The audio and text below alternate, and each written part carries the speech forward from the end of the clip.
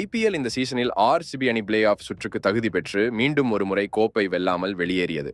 அது மட்டுமல்லாமல் லீக் சுற்றில் சிஎஸ்கே அணியை தோற்கடித்துவிட்டு ஆர்சிபி ரசிகர்களும் வீரர்களும் செய்த கலாட்டா ஒட்டுமொத்த கிரிக்கெட் ரசிகர்களுள்ள முகத்தையும் சுளிக்க வைத்தது. மேலும் ரசிகர்கள் தற்போது அனைவரும் ஆர்சிபிக்கு எதிராக திரும்பியிருக்கிறார்கள்.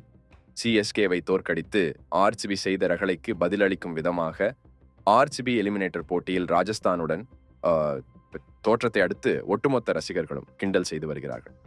இந்த நிலையில் சிஎஸ்கே அணியின் முன்னாள் வீரர் அம்பத்தி ராயுடுவும் ஆர்சிபிக்கு எதிராக பல கருத்துக்களை தெரிவித்து வந்தார். இதனால் ஆர்சிபி ரசிகர்கள் மற்றும் விராட் கோலி ரசிகர்கள் ராயுடுவை கடுமையாக திட்டி வருகிறார்கள். விராட் கோலியின் சாதனைகளுடன் ராயுடுவை ஒப்பிட்டு கேள்வி கேட்டு வருகிறார்கள். இந்த நிலையில அம்பத்தி ராயுடு சமூக வலைத்தளத்தில் ஒரு பதிவை வெளியிட்டிருக்கிறார். அதில் ஆர்சிபி ஆதரவாளர்கள் தங்களுடைய அணிக்கு பல ஆண்டுகளாக வெறித்தனமாக ஆதரவளித்து வருகிறார்கள். அவர்களுக்கு என்னுடைய இரக்கத்தை மட்டுமே காண்பிக்க முடியும்.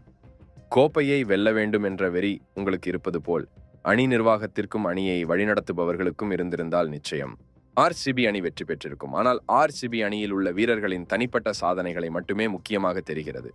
இது எல்லாம் சரியாக செய்திருந்தால் ஆர்சிபி இந்நேரம் பல ஐபிஎல் பட்டத்தை வாங்கி இருக்க முடியும். ஆர்சிபி அணியில் இருந்த எத்தனை தலைசிறந்த வீரர்கள் அணியிலிருந்து நீக்கப்பட்டு இருக்கிறார்கள் என்பதை பாருங்கள்.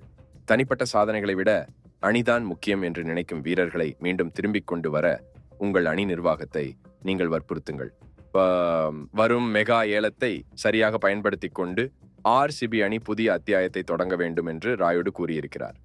விராட் கோலி போன்ற வீரர்கள் தனிப்பட்ட சாதனைக்காக விளையாடுவதாக ஏற்கனவே விமர்சனம் இருக்கும் நிலையில் அம்பத்தி ராயுடு இவ்வாறு கருத்து தெரிவித்திருக்கிறார் என்பது குறிப்பிடத்தக்கது.